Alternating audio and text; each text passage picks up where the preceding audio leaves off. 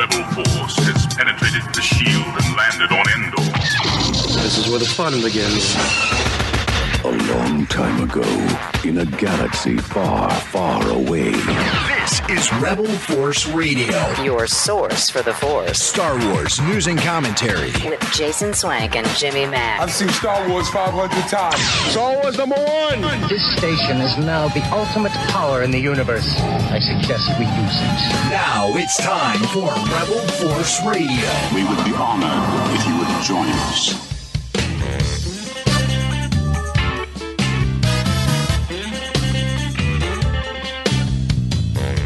All right, welcome back to Rebel Force Radio.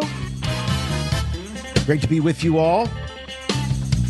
You know, San Diego Comic-Con is coming up, and it's been a while since, we had these big summers of conventions, and I kind of forgot about San Diego, and I'm only interested because of, all the exclusive merchandise that comes out. And if you're a collector, this can be a very stressful time of year, because now that we're back to in-person conventions, you're lucky if if they're going to throw up a pre-order online, they're going to make sure that the people that are actually at the show get the spoils. And I guess they should. I mean, you've made the trek out there. You bought your ticket to the convention. You stood in line for hours to get into the exhibitor hall. And God knows there's probably raffles and all kinds of things that, hoops that you have to jump through to get these things.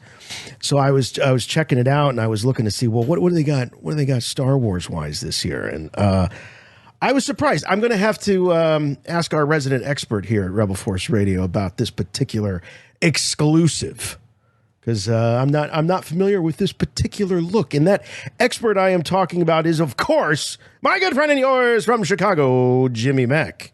Hey, Jason. Hey, Star Wars fans. Yeah. So I'm really surprised to hear that I'm the expert on San Diego Comic-Con exclusives. Not San Diego Comic-Con exclusives. This particular exclusive. Just curious about it. All right. Because you know how much Hasbro loves their Boba Fetts, right? Oh, yes. And so they've got this Boba Fett. This Boba Fett in disguise. Mm-hmm. So he's in all black. I mean, if he's in disguise, this is not a great disguise, man. This is no, it certainly is not. I mean, it's not like anyone's going to miss. Who is that man? It's basically just a black Boba Fett. He's got a cool looking weapon, though. In addition to his blaster and his iconic jetpack, he's got sort of this axe, like double-bladed axe thing. And I know this is from the comic book. Do you have any memory or connection to this version of Boba Fett? Not really. This was in a comic, probably briefly. And I saw the promotion for this, and it sort of rang a bell, but I didn't go back and look in back issues to see exactly how this played out. I believe that this is a Boba Fett from the period between Empire Strikes Back and Return of the Jedi. And Boba Fett had lost Han Solo. The carbon block life support was failing.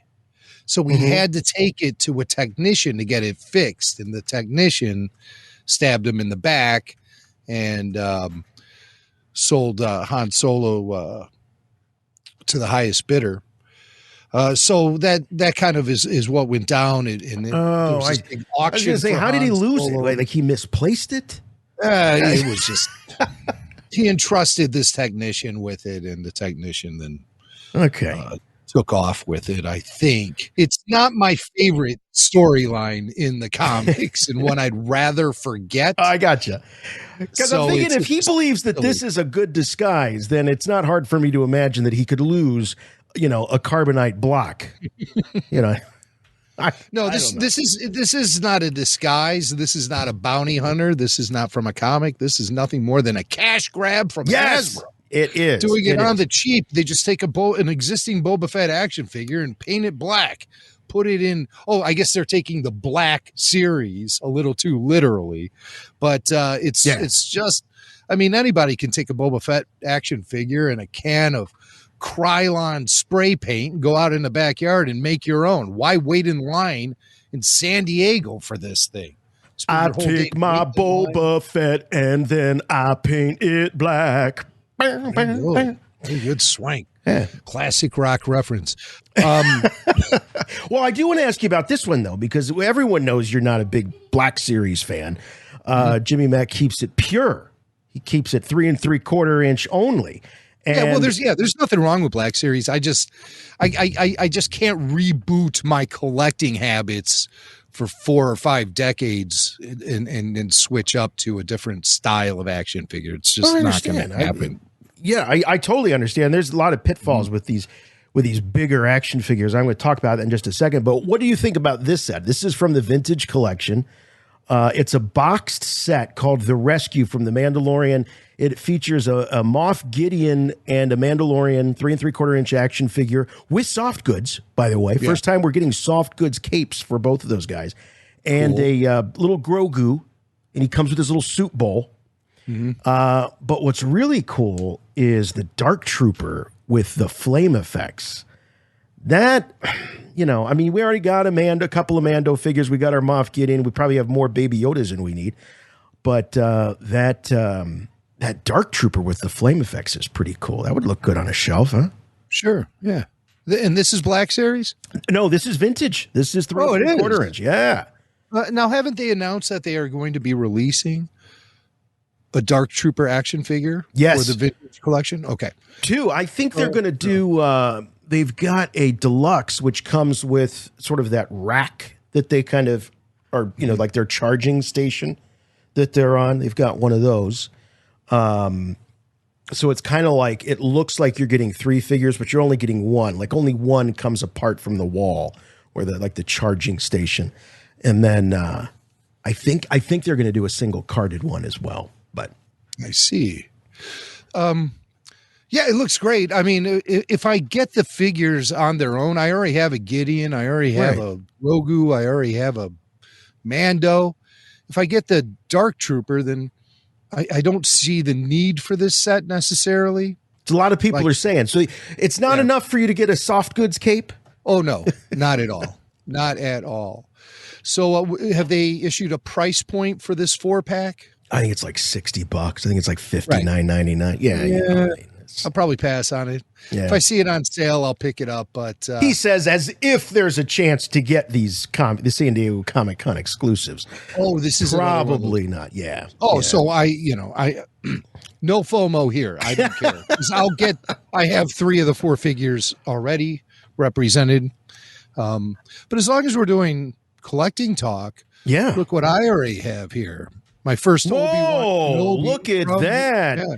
Jimmy Mack with the Reva action figure, from the Vintage Collection. Now there's 2 Revas coming out. There's a retro vintage version, and that I'm telling you, man, these 3 3/4 inch figures. I'm going to go on a limb. And I was actually talking to my buddy Chase Norton about this earlier this week. The sculpts on these 3 3/4 inch Vintage Collection figures that have been coming out, they're better than the Black Series. I think I mean, look at the accurate depiction. It's unbelievable. And what some people are saying is that there's an advantage, because I know that you talk about FOMO. I think there is some FOMO on behalf of some of the 3 3/4 inch collectors, because like Kenobi comes out and the Black Series gets 5, 6 different characters. The Vintage Collection only gets maybe 3 of those. But here's the deal. It seems as though that Hasbro learns a lot from making the Black Series version, and then by the time they get the Vintage Collection version that comes out, they've really improved it. They've improved the sculpt. I think they've improved some of the paint applications and things like that. So there does seem to be some benefit. But we want to hear about Jimmy Mack's meetup at the Galloping Ghost here in just a minute. But I have to take this. I do this very rarely, where I actually put a call out to Rebel Force Radio listeners with some advice. But I need some advice. So I am a Black Series collector, and I keep them displayed on risers on these shelves. And here's one of the problems with the Black Series is that there's no consistency.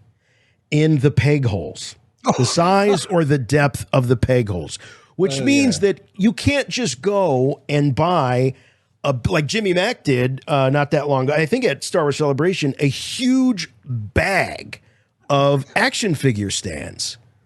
Didn't you get like something like 200 action figure stands for a crazy price? Was it more than that?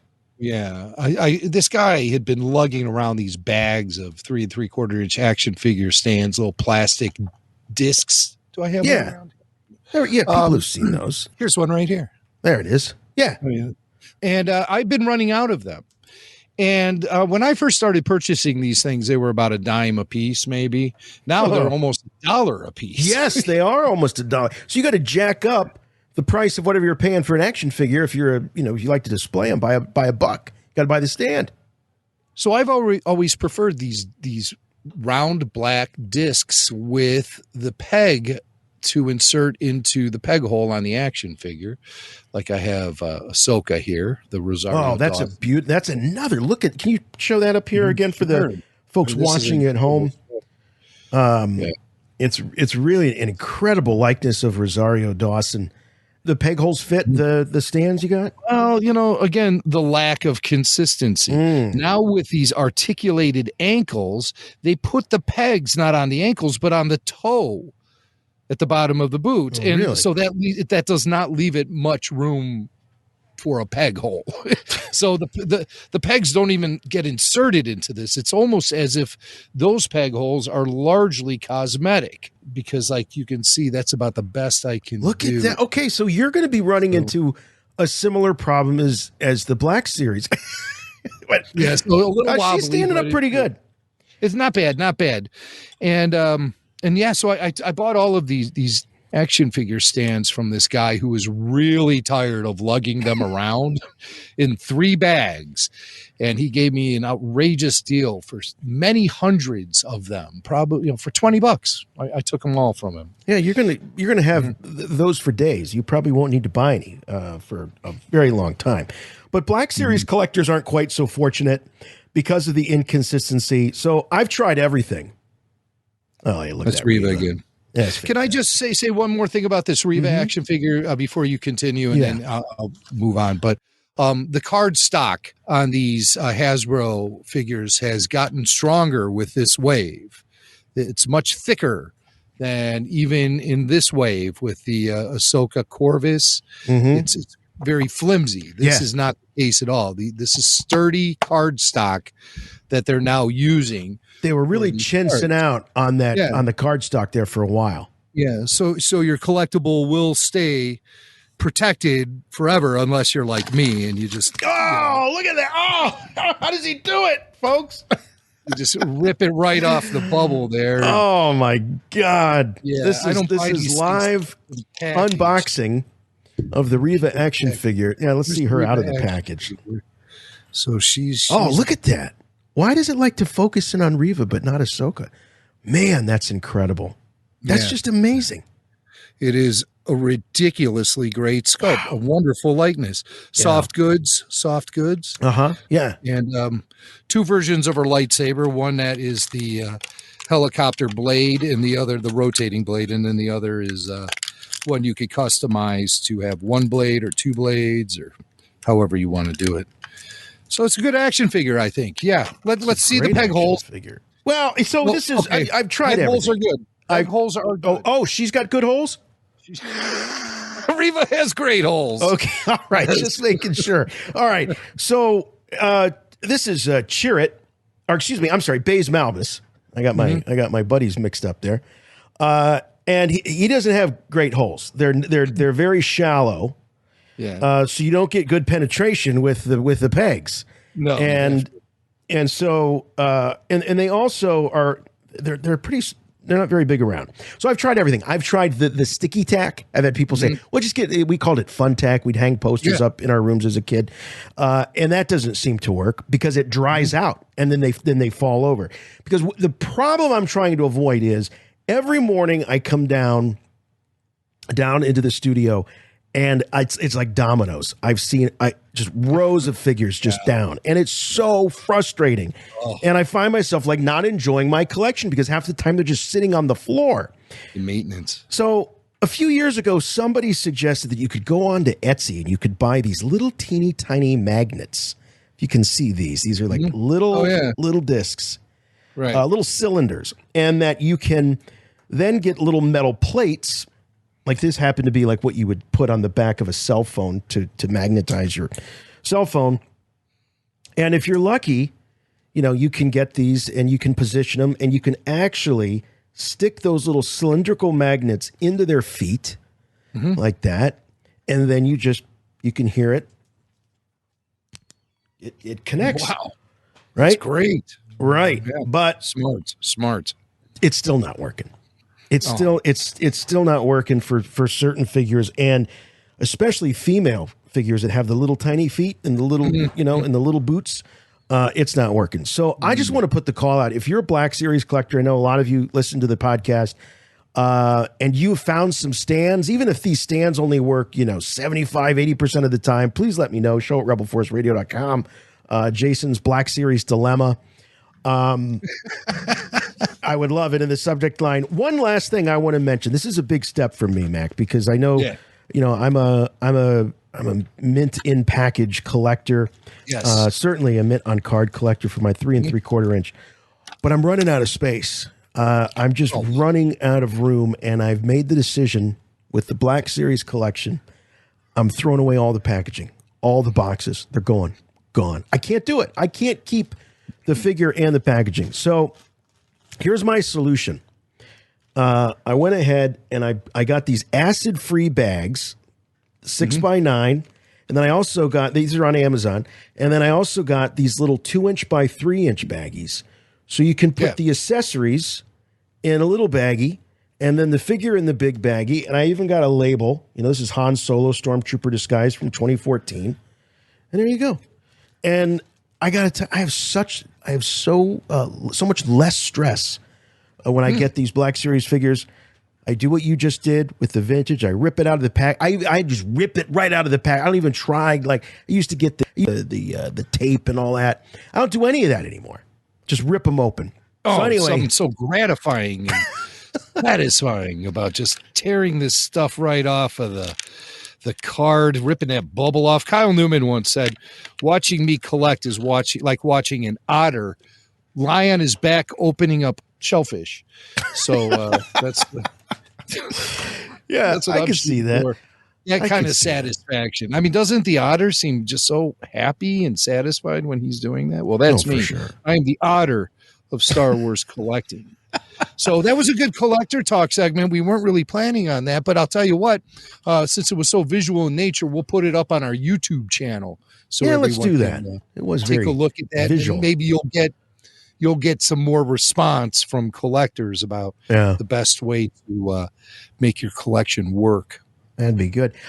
Jimmy Mac, I know I saw the pictures on the socials that you were holding court at the Galloping Ghost there in Chicago last Sunday.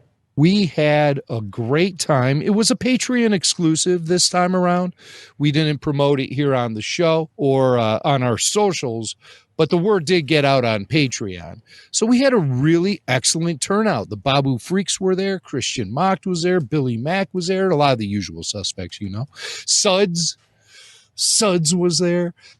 We also had guys come in from Milwaukee.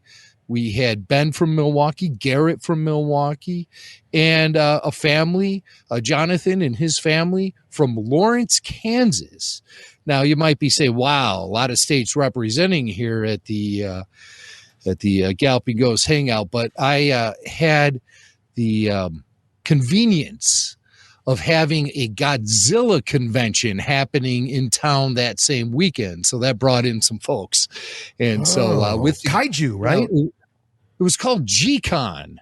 G-Con. It was at the Hyatt Regency Rosemont, right by O'Hare Airport. And some people were in town for that. And so they figured kill two birds with one stone. Let's go to the Ghost and hang out with the the RFR gang.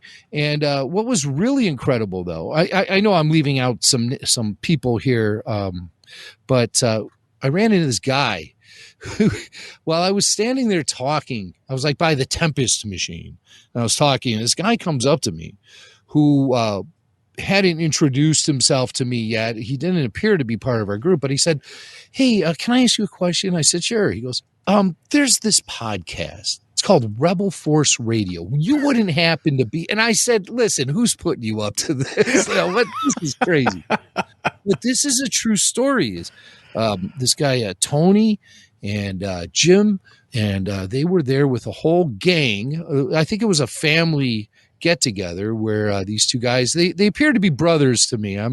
They sure looked a lot alike, but they get their family together and they do this thing called Coast to Coast at the Ghost, where they have a family reunion at the Galloping Ghost, and it's a tournament, and they do this every year. Well, they had 16 people with them, and like everyone listens to Rebel Force Radio, but they didn't know anything about the fact that it was a Patreon hangout that night. It was just when they had scheduled their thing. And the guys would say to themselves, "Hey, Jimmy Mack from Rebel Force Radio brings up the Galloping Ghost an awful lot. Wouldn't it be funny if we ran into him when we go there sometimes?" And sure enough, it happened. So I took a picture with all of them, and they were just great. I mean, just like some of the nicest people in the world, and had really, really nice things to say about the show and everything. And I'd like to congratulate a member of their crew, Ethan Rhodes, who won the tournament for the third year in a row.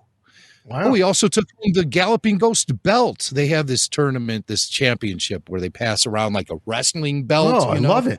Like a fighter's belt.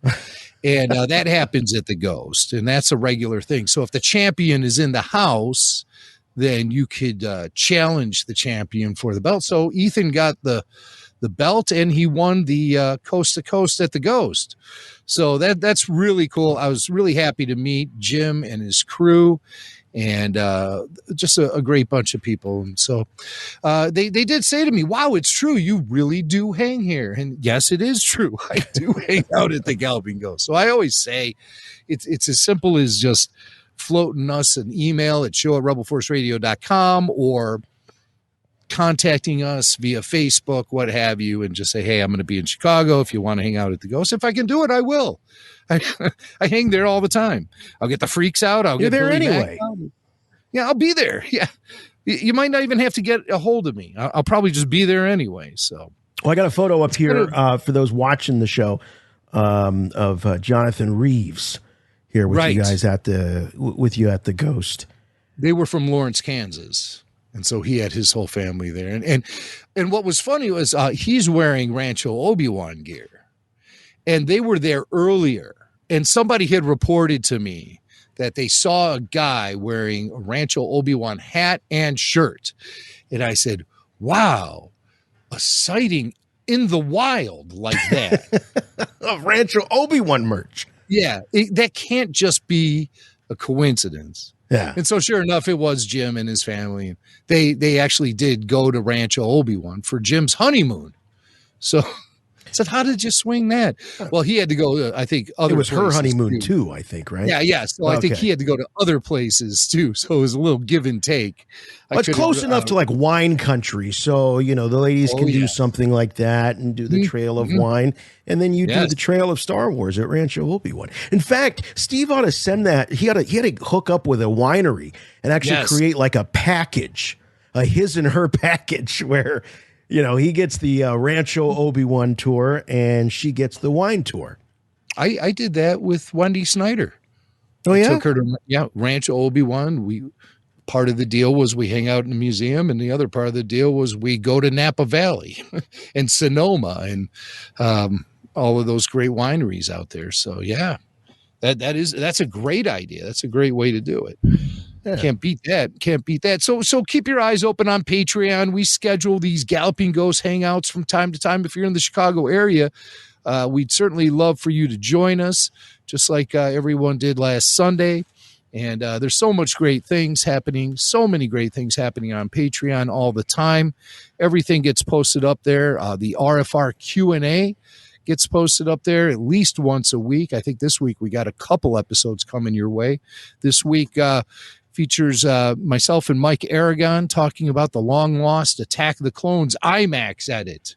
Remember that one, Jason? Oh, my God, yes. Mm-hmm. Yeah. Yes, there were some extended scenes in that, if I remember right.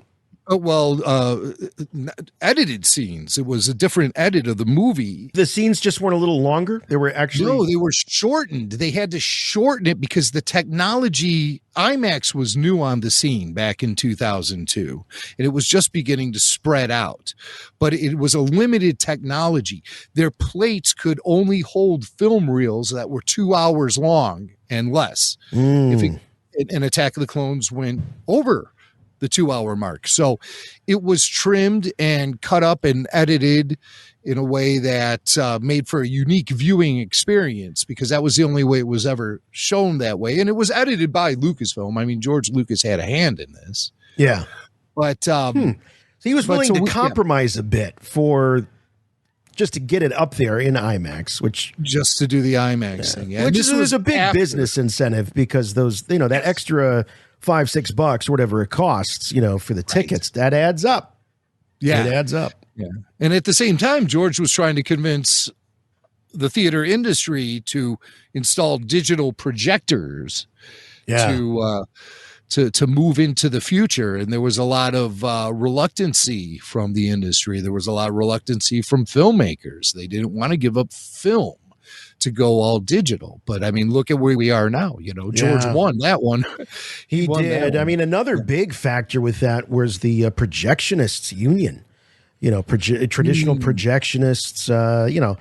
That was a trade. That was absolutely a trade, and it kind of changed. And now you just kind of go in and hit a play button for the most part. I don't think it's They don't have to take delivery of all of these big reels of film. Oh, the big canisters. I mean, I can still remember working at the AMC Lenox in Columbus, Ohio, and we got those big canisters in for episode 1, Phantom Menace. It was just unreal as they brought it in for us to have our employees sneak, because all the films had to be watched at least once to make sure that there was no breaks or weak spots in the film. And so but it's changed a lot now. And I mean, gosh, now I don't even think it's physical media. I think some of this stuff is streamed online off of big servers, so that I don't think the movie theaters take possession of a physical copy anymore.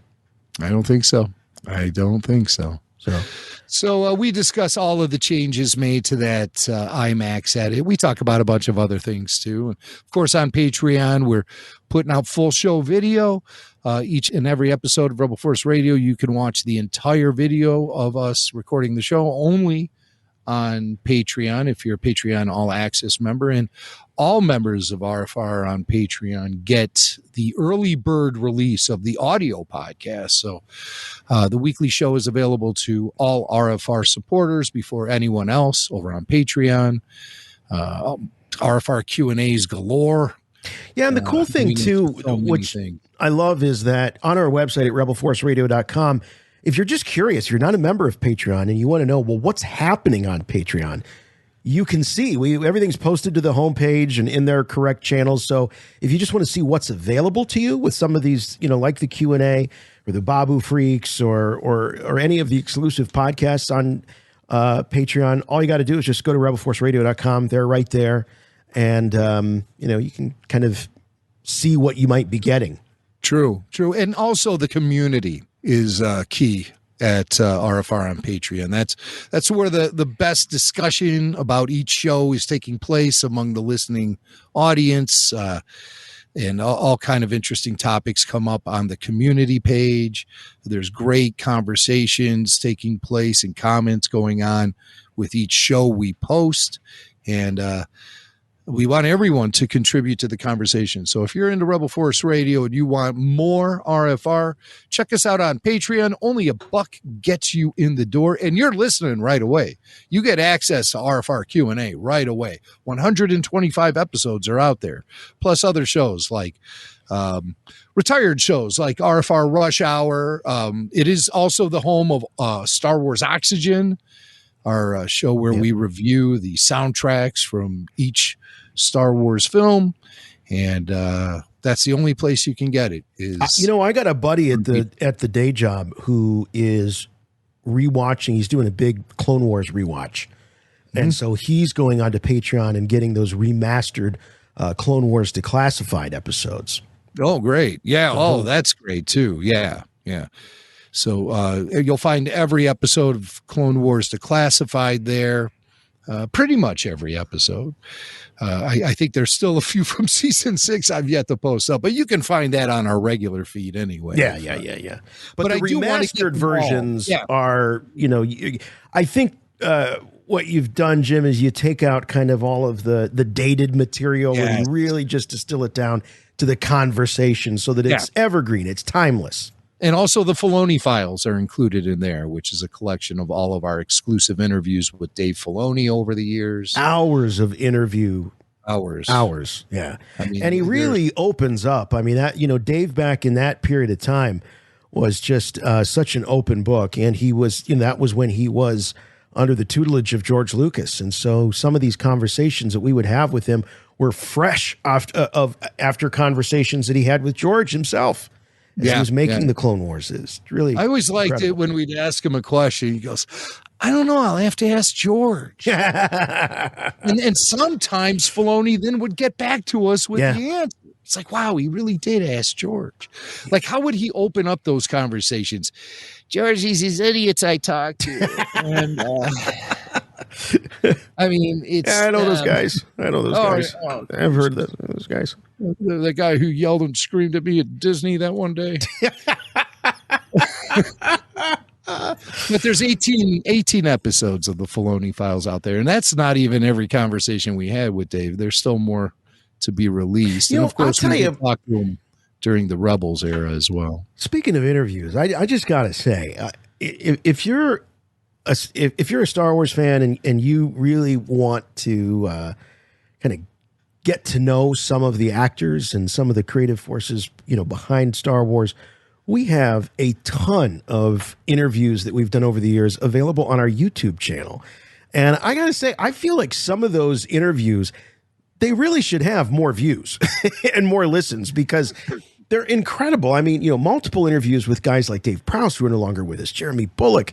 And every time you would sit down and talk to those guys, they were so full of stories. It was a different interview every time. Peter Mayhew, it was never the same. Sometimes it was just depending on what kind of mood these guys were in. They were getting up in years, and so you had nice Dave Prowse and you had grumpy Dave Prowse, and but it was always fascinating, always interesting, and I'm amazed sometimes just flipping through that particular playlist of Star Wars interviews of all of the various folks that have, talked into these microphones. And it's really worth checking out. I can't say enough about Rebel Force Radio on YouTube. There's just so much material out there. Yeah. I mean, we even got Mark Hamill a couple times. Carrie Fisher. How many Star Wars podcasters have talked to Carrie Fisher? I mean, wow. Yeah. That's crazy. And then, of course, friends of the show like Daniel Logan, Vanessa Marshall, D. Bradley Baker, people we've heard on the show a ton of times. They're also represented there too as well. Billy D. Everyone's there. The whole gang is there. So, well, that's just good stuff. We just like to remind you guys every once in a while. I mean, just to let you know that that's there. That resource is at your fingertips, and we put it out there so you can hear it. So we want you to check it all out. Yes. You must contact me. Play back the entire message. What message? Message, Arthur, the message. The Emperor commands you to make contact with him. It's a trick. Send no reply.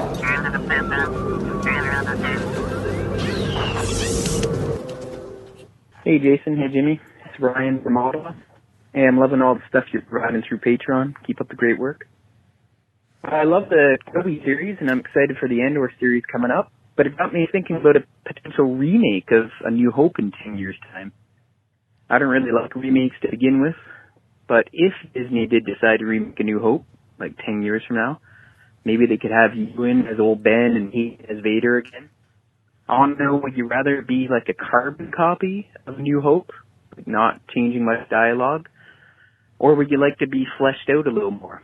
Maybe give us a better duel between Vader and Kenobi at the end, or bring in Bail Organa right before Alderaan blows up, or even bring in Mon Mothma as soon as is dissolved and watch what she does in the scenes to get to the Battle of Yavin. So I was just wondering your thoughts on this idea I had. I think remakes are kind of lame in general, but, you know, maybe there's some appetite for, if they use the actors we've grown to love since the prequels, it might be a cool way to reboot Star Wars a little. It's worth be with you. Yeah, I think you're reacting the same way I am. and I got to be honest, as soon as he said it, I said, okay. I said to myself, I go, okay, don't be the old man. All right, don't be the get off my lawn guy. And I try to think, you know, like, okay, well, wait a minute. It's you know, I don't own this franchise. It's not just about me. It's just not just about my generation or your generation. So I'm trying to be as fair to this idea as possible, because we're living in a world, Jim, where remakes are everywhere. Everywhere. I was just watching the trailer for the Rob Zombie Munsters, you know, a couple days ago, you know. Now, I know that's a TV series. I'd venture to say that probably the most, as far in terms of pop culture, I think the most significant remake, quote unquote, that we've probably seen is the J.J. Abrams Star Trek. I mean, it's just in terms of like recasting, I mean, beyond iconic characters and actors. The problem is that I have is Star Wars, particularly those original films. It's such a concise story. It's not a big freewheeling kind of franchise like Star Trek, where you know, there were a lot of one-off adventures. There were I think that lends itself better to remakes than such a tight, consolidated mythology like Star Wars. I mean, beyond whether remakes are good, bad, whatever, is Star Wars fodder, reasonable fodder for a remake? And I say no because of the type of story that it is. Not because it's any better or any more special than anything else, which I personally think it is, but I'm just trying to find a more objective reason for me objecting to it so much, because I have a visceral reaction to it, as did you. Well, it's never going to get remade. Star Wars, Empire, and Jedi will never get remade. And it won't happen in 10 years, especially. I don't think it'll ever. Why do you say that? Because it's unnecessary. Because it's unnecessary to tell that core story with, you know, with different actors in a different way and everything like that. They'll just keep trying to build onto the mythology or create their own Star Wars, as opposed to going back and, you know, the crazy talk about like, well, you can have Alden as Han, you can have Ewan McGregor as Ben Kenobi, you can bring in Millie Bobby Brown as in Sebastian Stan. Please, we have to put that kind of conversation on ice permanently. We have to put it in a carbonite freeze forever, because it ain't ever going to happen. Well, but will Millie Bobby Brown someday play Princess Leia? Yeah, it could happen, but it would be an entirely different story. They're not going to go and do the trench run again. They're not going to have Vader kill Obi-Wan again. They're not going to have any of that stuff. I am very surprised at your assurance that they're not going to do this, because it's too hot. It's too hot. I mean, there's so many other things to remake in Hollywood that haven't been remade at all. You know, I mean, why does it have to be? I mean, why is that conversation even on the table? Well, I think I know there's a lot of reasons why that conversation's on the table. I mean, you as well as I know that there are people out there that think that, you know, well, you know, if this movie was made now, it would look a lot different. There, you know, it would reflect who we are today. You know the types I'm talking about. But what I can't get over is I feel like you're showing a little too much confidence in Hollywood to say that it will never happen, because I wouldn't put anything past these people.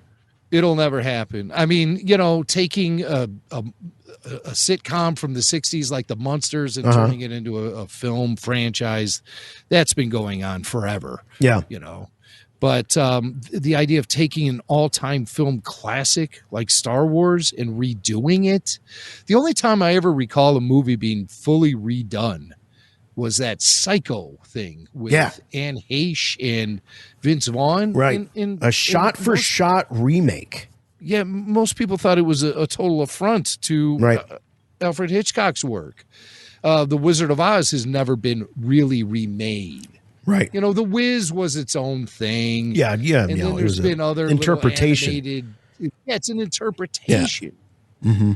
But there was a specific angle taken toward it. Yes, right. You know, what would be the angle at remaking Star Wars? I think it would be studio suicide for the Disney company to even consider something like that. I mean, look at all the great film classics. None of them have ever been remade. Citizen Kane, Wizard of Oz, Casablanca, the Godfather films. Now, of course, the Godfather films got expanded upon with sequels, but nobody's going to retell the story of Vito Corleone. Gone with the Wind. Gone with the Wind, another great example. I mean, these are the timeless classics that can never be remade. See, I think you've hit on it, which is that Star Wars transcends sci-fi franchise. You know, it's a cinema classic. It is up there with Citizen Kane, Gone with the Wind, Casablanca, The Godfather, Maltese all of Falcon. them. Yes, it is up there with those. Get remade. None of these films. You're right. So the people that are, I think, and nothing against our caller at all, but I think No, definitely not. And this is something I have considered. Yeah, okay, I have considered, right. But I've come to a conclusion after all this time. You know. Yeah, I just think that it can't be remade. Yeah. I think that you are correct in that it's because it has eclipsed being something more than just a classic sci-fi film. It is up there in the pantheon of just cinema classics, regardless of genre, regardless of anything. So that in and of itself, I think, makes it now something we could see is maybe you talked about an angle. Well, what about something in animation, which takes place at the same time as the films, but maybe gives you literally a different angle as to what's going on, perhaps. I could see maybe something like that happening. You know, you could say Rogue One, for example. Man, did that really just sort of, I mean, that led right up to the moments of the start of A New Hope. So not that was a remake, but it sort of it remade elements of the original Star Wars. Yeah, it's the Rosencrantz and Guildenstern sort of angle, you know, which is it's you take Shakespeare's Hamlet and tell it from the perspective of other characters. Sure. So, I mean, obviously that's been going on for a long time, that kind of thing, but that's the angle that stands on its own. You know, you're not going to have like some dude out on the farm staring at the twin suns. I mean, can you imagine how outraged people would be, the film going public, to see those scenes recreated with other actors? I mean, obviously you couldn't touch that stuff with the 10-foot pole, so you'd have to really reimagine the entire thing. And at that point, why even put forth the effort when it's such a the galaxy has such a vast potential for different storytelling, and we've seen it being utilized over the years in different ways. But there are those that see the original films as being a hindrance to, the new creators, because you almost feel it. You can, and I don't know that any of them have just been so bold as to come out and say it, but you read some of the reviews, and you can almost read between the lines that it's like, boy, if it wasn't for those damn original films, and we could really tell some great stories here. And I'm always, I've got an allergy against people that need to tear down the original to make their new stuff look or sound better. Yeah. Well, the Disney company has flirted with that notion a little bit. Lucasfilm, Disney, they've kind of flirted with that idea. And I think they got really burned with the completely subvert expectations and all that stuff. And that was working within the established saga and not even trying to reboot it. Some might say The Force Awakens was sort of a soft reboot. Maybe, but it just didn't have the legs. It didn't have the legs. That's the problem with the sequel trilogy. Why you can't say it's a reboot, because the sequel trilogy wrapped it up, for better or for worse. If they were looking to do a soft reboot with The Force Awakens and then take the story and run with it for the next 20 years, then we would have seen the fruits of the labor. But because of cowardice, and I'm going to say it, the Disney company and Lucasfilm, they're stone cold cowards. After going through what they went through with the sequel trilogy, they would never even attempt to think about redoing the original trilogy out of fear for the backlash that they know inevitably will come. That's too bold a move. You're not going to see corporate Hollywood do that. Not with Star Wars. Certainly not in 10 years. I hesitate to say never. Hesitate to say never, but even Jaws hasn't been remade. We don't have to go all the way back to the 30s and 40s. Let's look at the films of the 70s that were the contemporaries of Star Wars. Films like Jaws, like Close Encounters, never remade. Smokey and the Bandit even never remade. I mean, these are the important films to me, right? But there's no rule book out there saying that everything has to be remade and rebooted to create a new, and look at the few examples of when that did happen in Hollywood. And you're looking at subpar entertainment. You are looking at critical disasters. You are looking at box office blowups. It's not anything that can sustain itself. I mean, you bring up the Star Trek thing. And again, I almost consider that kind of a softer reboot, because it wasn't necessarily a remake of an existing film. It was no, it was a reintroduction of the franchise. Yes. So, I mean, to take all the story elements. That second one really does skirt on the edge of remaking Wrath of Khan.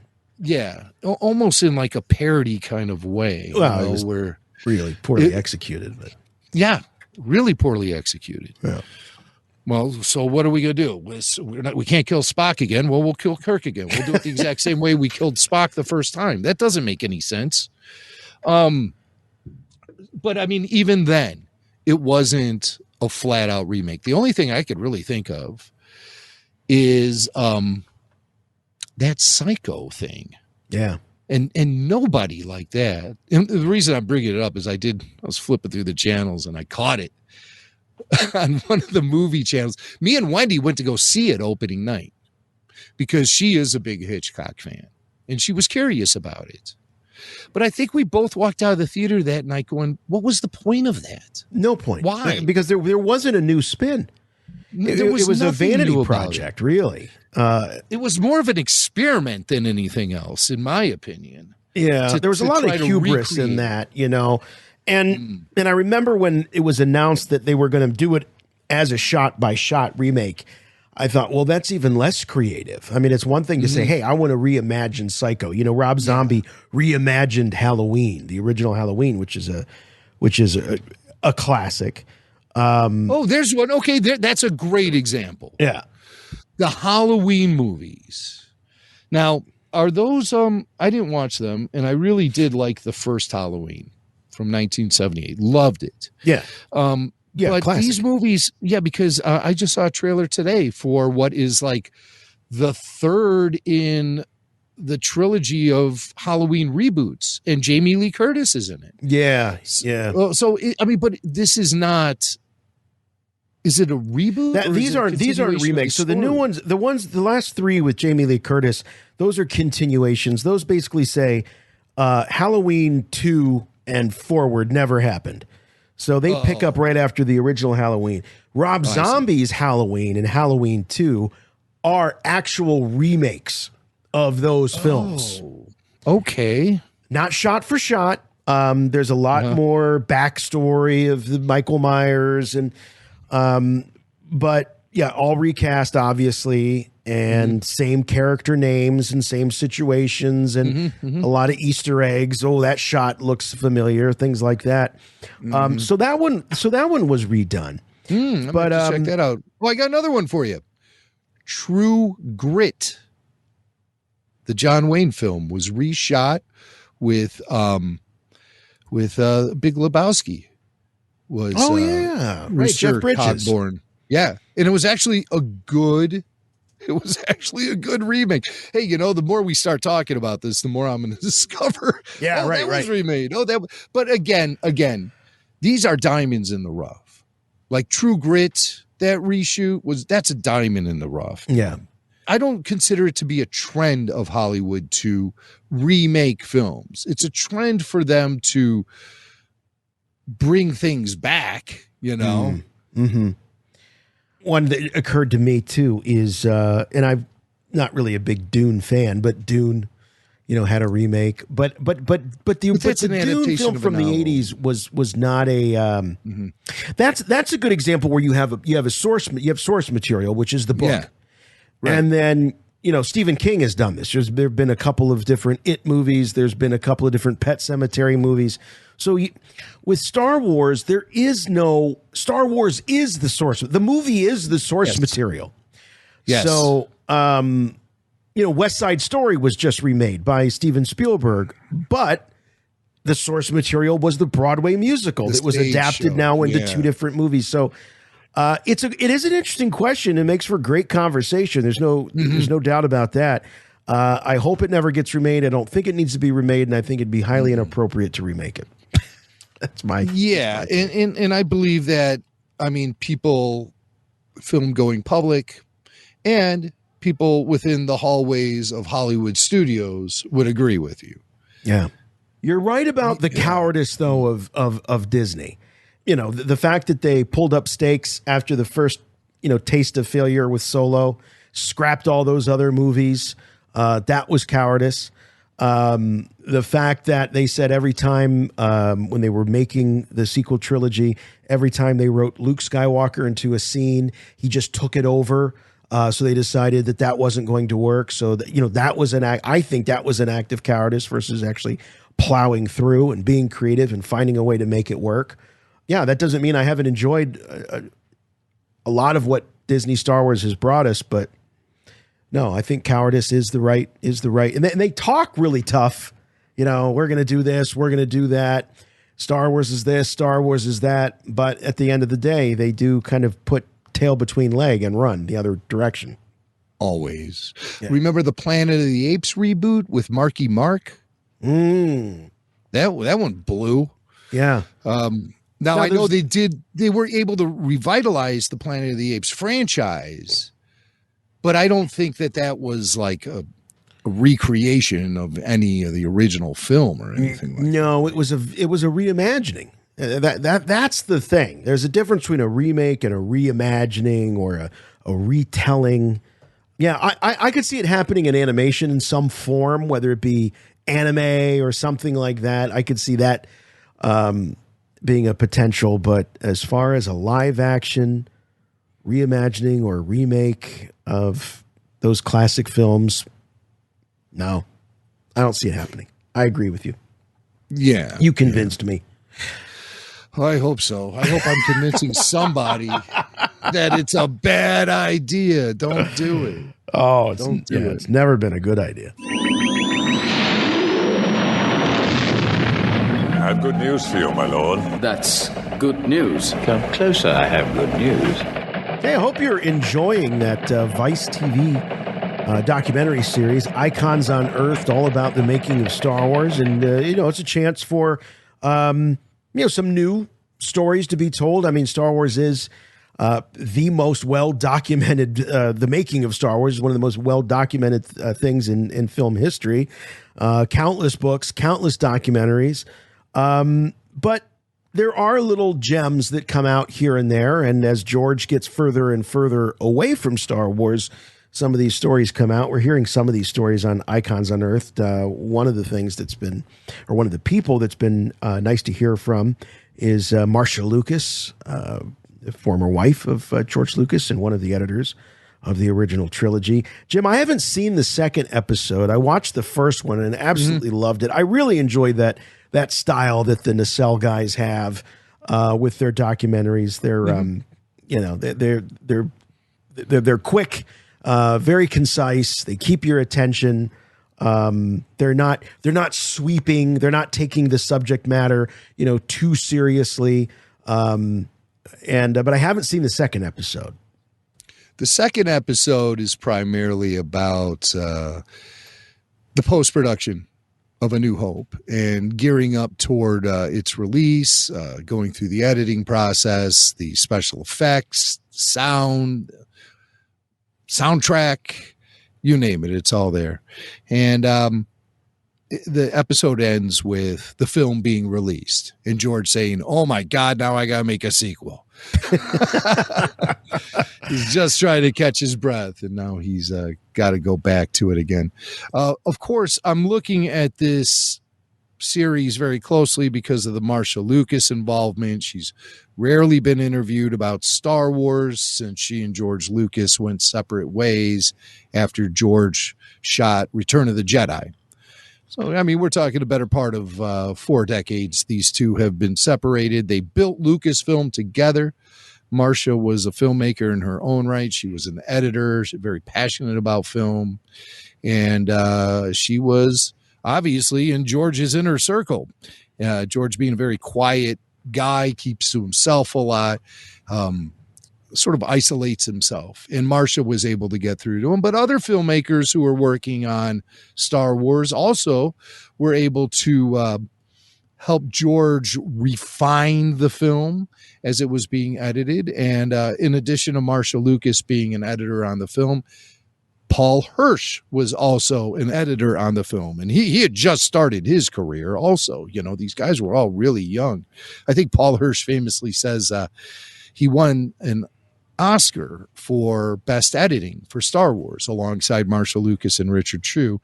And I think Paul said something along the lines of, I never even knew I wanted an Oscar and I got one. I didn't even have time in my career to even think about it. And I got one. Incredible, right? First time out. Yeah, essentially. And Paul and Marcia talk about one of the biggest edits that happened in the film, the total removal of Luke hanging out with his buddies on Anchorhead. That whole sequence got cut out of the film. It was supposed to be up toward the beginning of the film. Luke would witness the battle going on in the upper atmosphere at Tatooine with the blockade runner and the Star Destroyer, and that would catch his attention. So he would race off on his land speeder to get to Anchorhead to tell his buddies what he saw. And as they were cutting the film, it became something of an issue, that particular sequence. So it was eventually removed, as we all know. And it was one of those things that happened at the last minute because publications went out featuring stills from that moment. Right. The Marvel Comics adaptation had that entire sequence intact when Luke goes to hang out with Biggs and Wendy and to this day, some people swear that they saw the movie with those scenes intact. Well, this will put that to rest, because here we have Paul Hirsch and Marcia Lucas talking about the Anchorhead sequences and what led to it ending up on the cutting room floor. At the beginning of the film, while the battle in space is going on, Vader has captured the rebel ship. Vader's had his confrontation with Princess Leia, and in the middle of all this going on, we cut to Luke on the surface of Tatooine. And then Luke speeds up to this place. Come on, shape it up, you guys.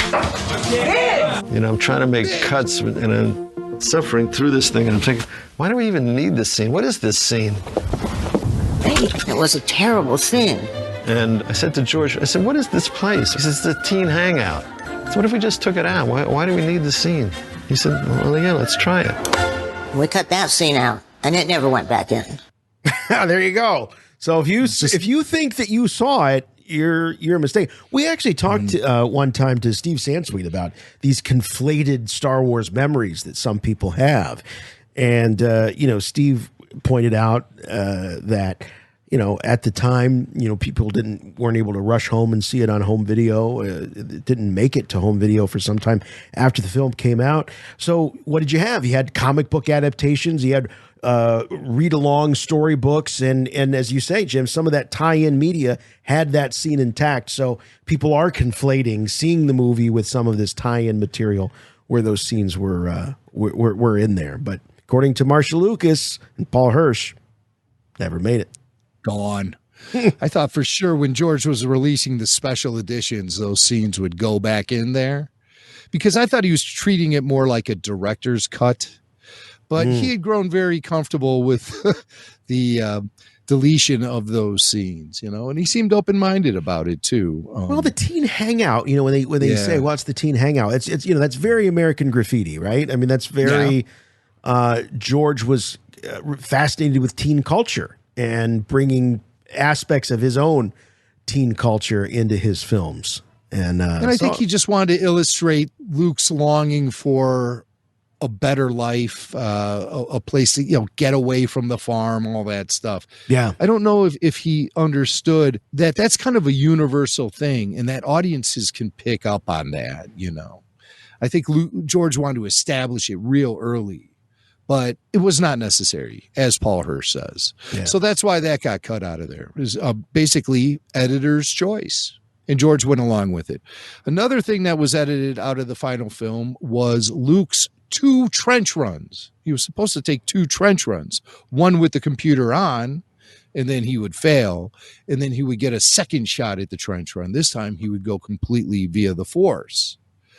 Here's why the second trench run, according to Marcia Lucas, was edited out of the film. In the original end battle, Luke makes the trench run twice. Watch yourself. Increase speed full throttle. He goes in once, uses the computer, and he misses a shot, and then he goes back again. And we all sat there and said, this is too much. Luke needs to make 1 run. And then Paul said, we need a time clock. And then I think I said, well, the Death Star should be moving to shoot up the Rebel base. The Rebel base will be in firing range in 7 minutes. I said, we've got the footage. We've got the footage on the Death Star warming up when they shoot Princess Leia's planet of Alderaan. Using footage originally shot for entirely different scenes, Marcia conjured drama out of thin air. There was a lot of voiceover stuff. There's a lot of countdown. 1 minute and closing. But if you actually look in the film, nobody's doing the counting down. 30 seconds and closing. And it added attention to the scene that was great. It needed it. Oh, yeah. Oh, yeah. So see, that's genius. Absolutely. Absolutely. Genius. Whereas George's idea is just have him do the run twice. Yeah. That would have been monotonous. Again, George wanted to illustrate the failure. Sure. Well, Luke doing it with the computer and then succeeding without it sort of, to me, amplifies the importance of the Force. But when it's all coming together, it's unnecessary because, Red Leader, he takes that shot. Yes. And he fails. Right. So it is kind of unnecessary for Luke to do that. So I thought that was really, really clever. Obviously, Marcia was on a strict timeline. They had deadlines. Money was running out. Yeah, we know and that. time was between time and money running out, and it was just a big jumbled mess of content to try to make sense of. To be conservative like that and remove one of those trench runs and mash it all into one final trench run was really prudent, you know? Yeah. I think there were factors outside of creativity that were really dictating this. According to Rinsler, it was time and money that was really why that second trench run went away. But Marcia cracked the code on how to make the sequence work with the tension of and Paul Hirsch with the idea of having the countdown clock.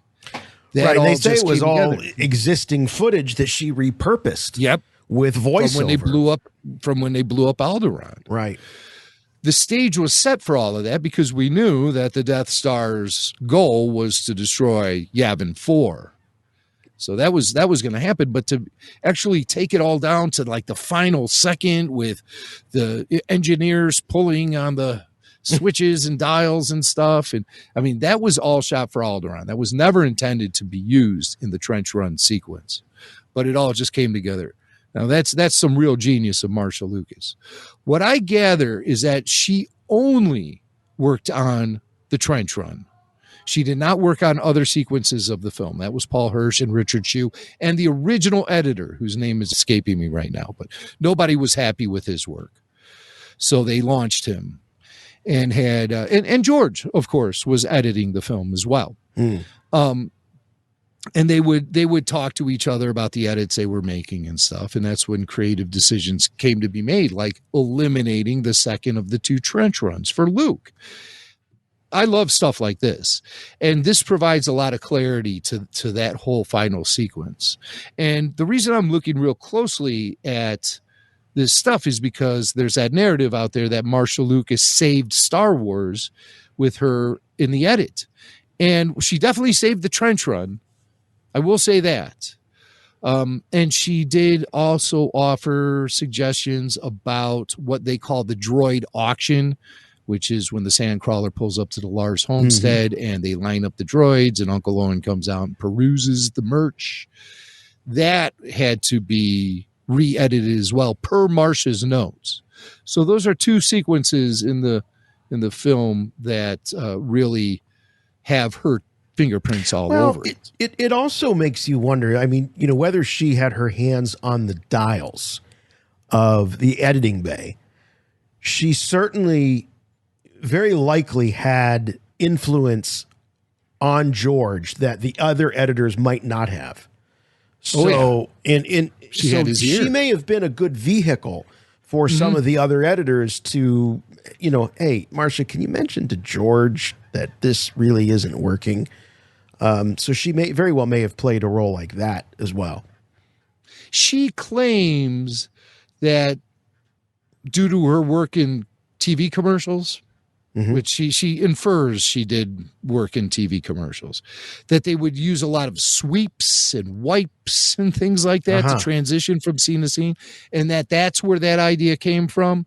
But I always thought George got that idea from the way Akira Kurosawa films were edited with the sweeps and the wipes and things like that. So I don't know. I think that's a bold claim for her to make. That's how it got, you know, incorporated in the Star Wars. I think George. That's where we're at. She's claiming the transitions. In television commercials, we used to do a lot of wipes. So I suggested to George that I thought it'd be a great idea to use wipes for scene transitions. Yeah, so I thought that was a little curious. But no, Marcia Lucas definitely was a creative force to be reckoned with when it came to working on Star Wars. She also did work with Francis Ford Coppola. She did work with Martin Scorsese. So she's worked with some of the best in the business. And I think she definitely deserves some sort of victory lap for her work on Star Wars. So good for Vice TV for giving her the opportunity. And 4 more episodes, I believe. Yeah. So again, I'll be looking closely at it.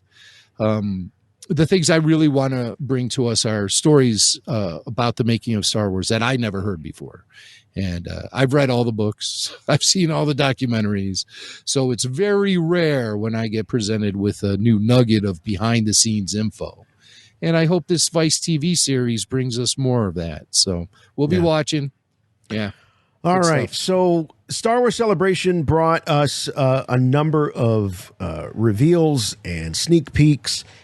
Some of them have been widely released and some of them not so much widely released. Two of those are the Mandalorian Season 3 trailer, I guess we could call it, though it doesn't feel like a trailer to me, like we've seen with other trailers. And then the Tales of the Jedi, which we talked a little bit about last week. But we've got these trailers, and we're going to just go ahead and play them here and talk through them as we've done many times before with these types of things. Now, we're dealing with, you got to understand, if you're just listening to the podcast, we are dealing with some pretty crude handheld recordings of these. And again, they were premiered at Star Wars Celebration in Anaheim. But let's start with Mandalorian Season 3. And I'm very surprised we haven't actually seen an official release of this trailer. But I am too. 2 months later, I haven't seen anything except for some really shaky smartphone footage. And I was in that main room at Star Wars Celebration, and I can tell you they had people walking up and down the aisle with these little infrared telescope thingies looking at each person in every aisle.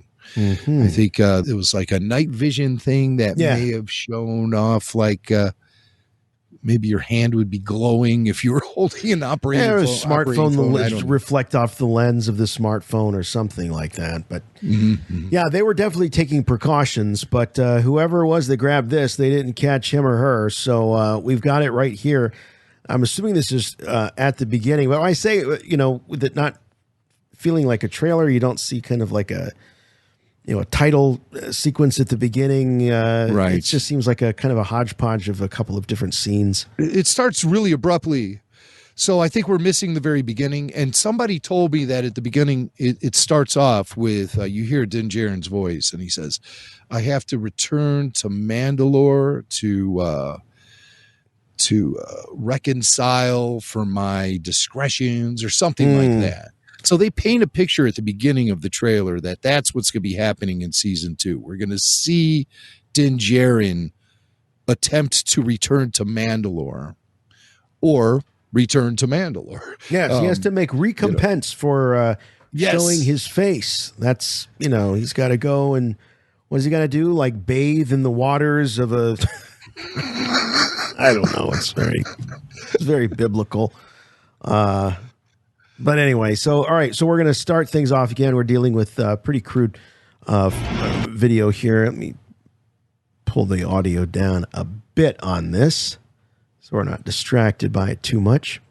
I don't even know what we're looking at here. This is some really sort of shootout. But I mean, what's this armor going on here? There's a Mandalorian. I don't think that's Din Djarin. And he's got some sort of weird armor on. It almost looks like that armor that Baze Malbus was wearing. See it? Yeah, a little bit. Yeah, and he's got some sort of... He's got a massive gun like Baze. But it just seems weird. His head is kind of cocked off to the side like that. It's almost like, is he carrying something? Does he have something draped over his shoulder? It's hard to tell. Yeah, and now that I look at this and sort of back it up, I don't even know if this is a Mandalorian, is it? It sure looks like a Mandalorian helmet to me. Yeah. It looks like they're on the planet Navarro or someplace. It looks like kind of a desert planet. Yeah.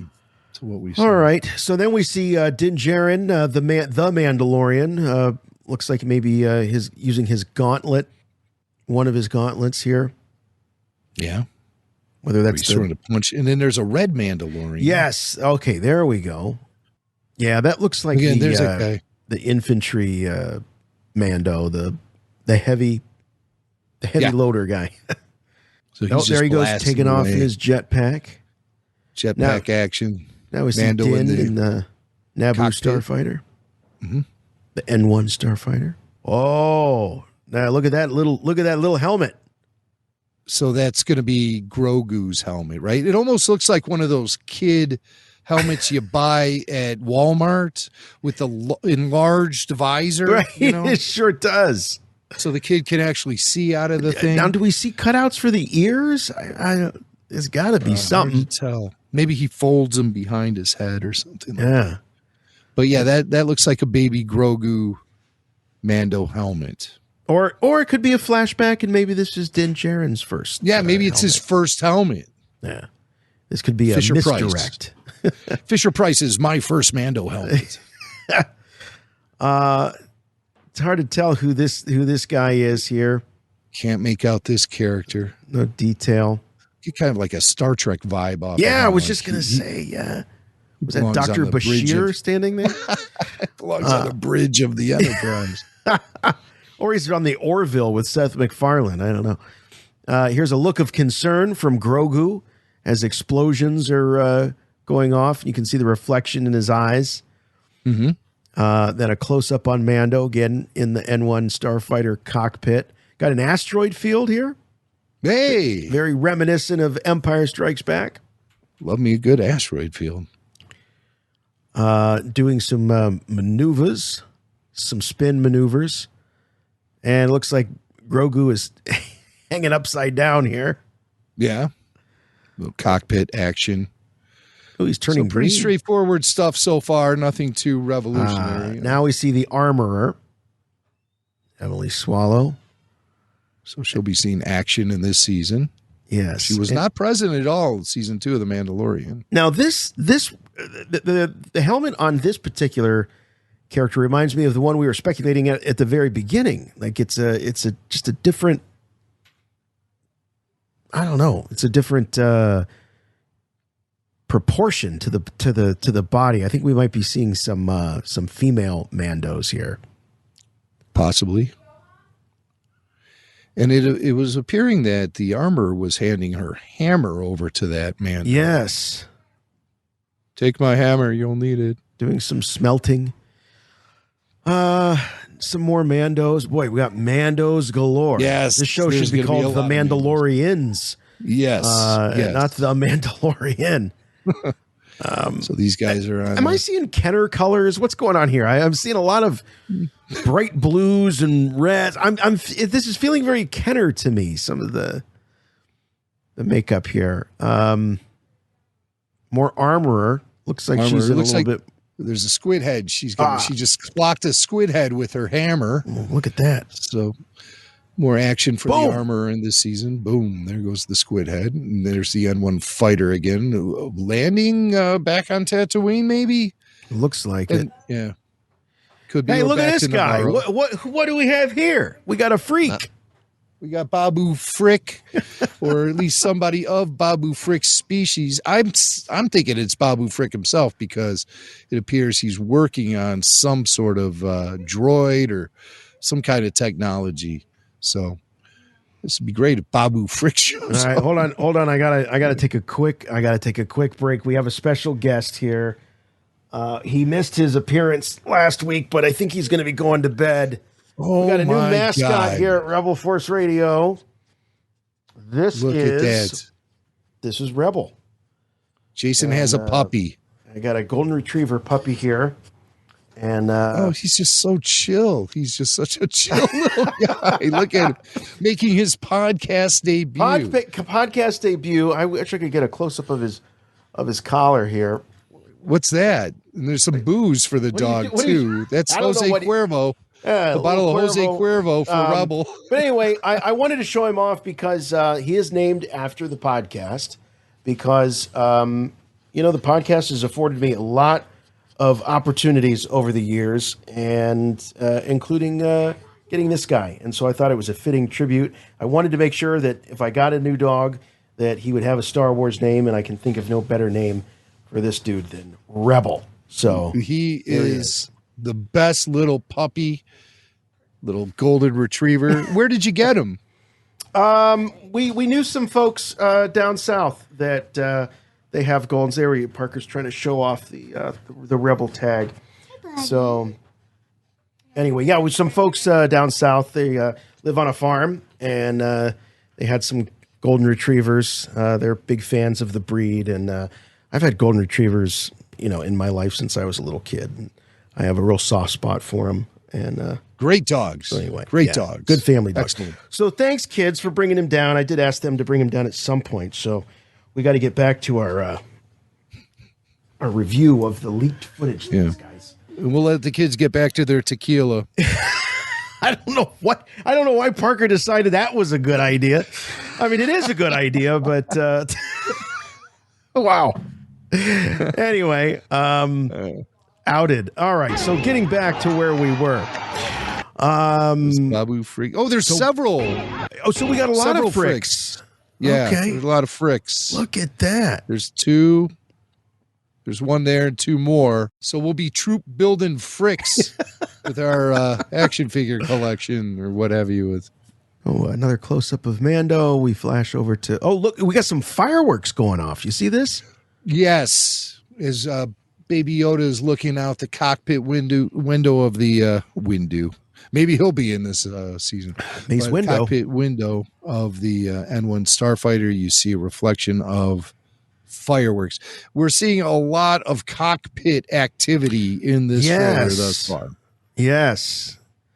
So they're going to be spending a lot of time in there. And, the Razor Crest was such a fixture in the Mandalorian. And so to not have that, it's like, well, he can't be walking around. So what are you going to see him do? Sitting in that cockpit. Wonder what they're celebrating here. Some celebration may be going. Could be an explosion too. Maybe it's not fireworks, but it looks like fireworks. Mm-hmm. And we've got Katie Sackhoff here as Bo-Katan. Shot looks of her. like her hair is longer this season. A little bit, yeah. She's got longer hair. These shots, by the way, are lightning quick. They do not rest on much here for very long in this trailer. So it really lightning is quick. It's a montage. And lightning quick and blurry. Yeah, boy, Lucasfilm is really scaling back the production quality here. I can hardly make it out. Hope it looks better in HD. More Baby Yoda. More Din Djarin, Mandalorian. And that looks to be a Star Destroyer. It's a Star Destroyer. It is a Star Destroyer. And we got docking. Yes. Or it's rising from the dock. And we see two figures kind of watching it from a distance. Mm-hmm. Now, of course, the Empire is thought to be gone at this point of the timeline. Remember how surprised Boba Fett was to see them in season 2? Right. That's right. So this is obviously an Imperial shipyard. I wonder if there's any connection to Exegol going on here. Remember, the Star Destroyers on Exegol were they were older. They were your traditional original trilogy era Star Destroyers. Yeah, they weren't first order models. Right. So I wonder if there's any tie-in to Exegol. There's a lot of Exegol stuff going on now in publishing with this book, Shadow of the Sith, which reveals some of the secrets of Exegol and sets up a lot of the things that happen in the sequel trilogy. It sets up some big things that happen in the sequel trilogy. Oshi and Luke and I think next Lando. week I'll have a spoiler-heavy review. And I'll get you up to speed on what happens in this book. Yeah. I'm not ready to this week. I think Marku might be with us next week. Oh, that'd be fun. Mm-hmm. It's always great when he shows up. More Grogu. It looks like he's peeking from behind something. See if the coast is clear. That might be in Pelimoto's docking. I thought that in that shot we had earlier with the little helmet that might have been Pelimoto holding that helmet, because it didn't look like armorer wardrobe. So maybe it is Peli, and we know she's got a real soft spot for Grogu. Mm-hmm. There's Bo-Katan riding in a ship. More of this battle with this asteroid in this asteroid field. Yeah. I think we're getting a lot of shots from this sequence, all the cockpit shots, what have you. What is that? I don't know. This is a ship that is not long for the world, I can tell you that. It looks like it's crashing into an asteroid. Yeah. Yeah. As it's being fired upon as well. Oh, there's a protocol droid I see here. Looks like a white protocol droid, much Yeah. like K-3PO from the Hoth base, Echo base. Yeah. Din Djarin. Well, that could be our buddy in that suit. Oh, you're talking about Chris Bartlett. Chris Bartlett, yeah. Little fast draw here, quick draw Mandalorian. Chris has been so many characters in the streaming series. I mean, just so many droids, especially the 3PO like droids. Here's more of these Kenner colored Mandos with the reds and the heavy aquas artillery and the blues. Yeah. More N1 Starfighter. Oh, now we got the Pram is back. And look, he's coming down a ramp. Oh, so this is, you see that patented Star Wars steam that comes out with the landing gear and the ramp. I don't believe this is this is certainly not the Naboo Starfighter, so I don't know what he's coming out on. You know, we still have yet to learn how Grogu escaped the Jedi Temple during Order 66. Right. And I'm predicting in this season 3 of The Mandalorian, we will get some flashbacks that tell that story. Really? You think they're ready to tell that? I'm ready to hear it.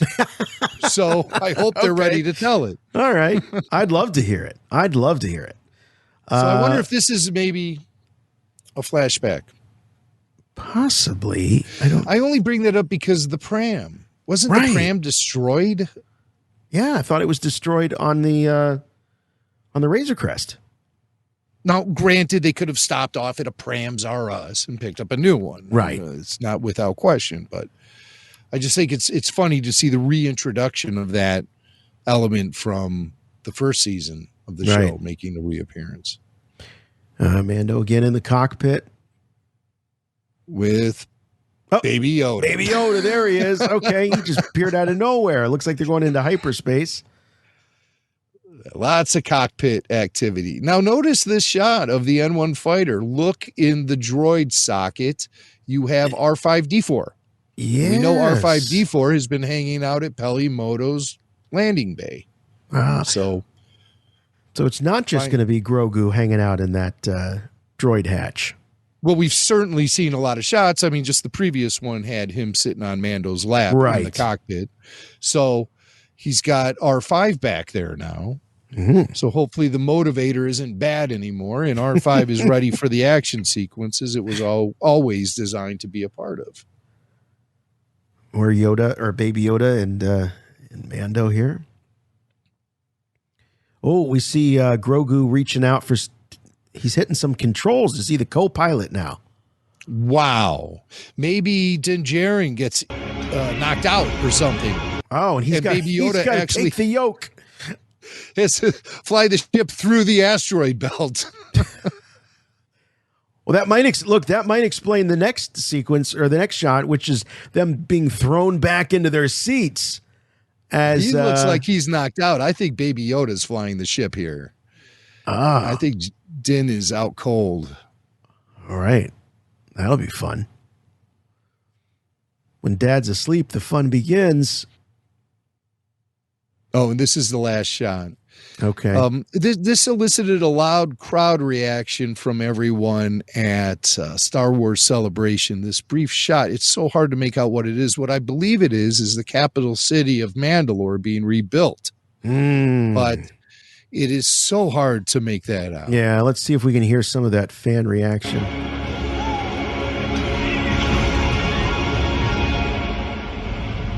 Here it is. Oh, don't you love that? Oh, we know what that is. But do they? I mean, I can't make out what it is, and I'm as big a fan as they are. Yeah.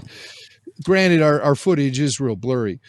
So if you were at that screening and you have a more clear perspective of what that was being shown in the very last shot of that trailer, send us an email, show@rebelforceradio.com, or leave it in the comment section or wherever we are, whatever we're doing. So I got a crazy theory about why this hasn't been released.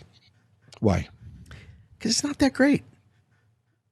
It's not that great. It's not that great. It just looks like, footage they just slapped together, maybe from the first sequence of the first episode. Right. Just to give people at the convention a taste of what it's all about. But no, you're right, Jason. It isn't a highly produced, well-edited trailer with the music breaks and all of that stuff. It's right. We know that Dave and Jon Favreau, we know that when they get to a convention, they want to show the fans something. Yes. So this is not meant to be critical, like, it's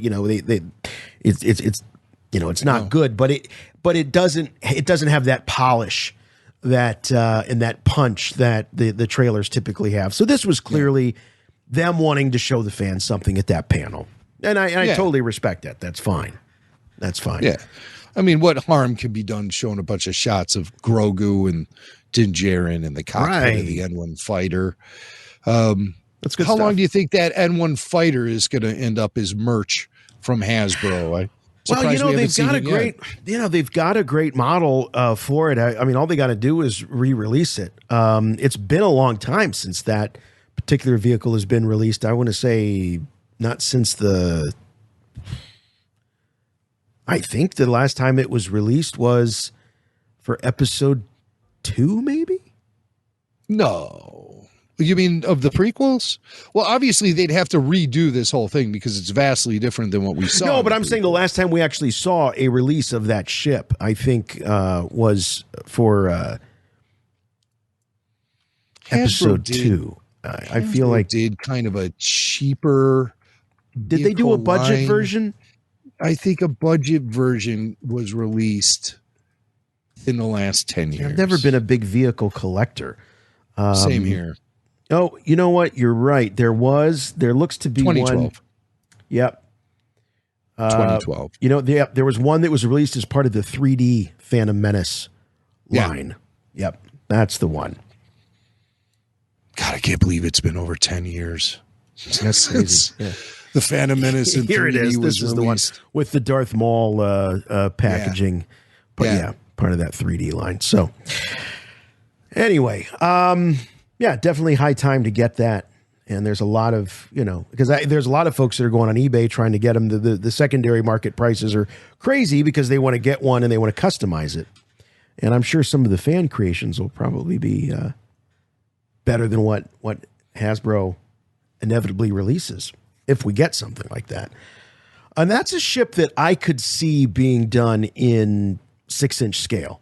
I know that one seems doable. There are a lot of ships that are, but that one seems reasonable. But I think we'll definitely see one as part of the vintage collection, and that iconic double racetrack packaging would be great.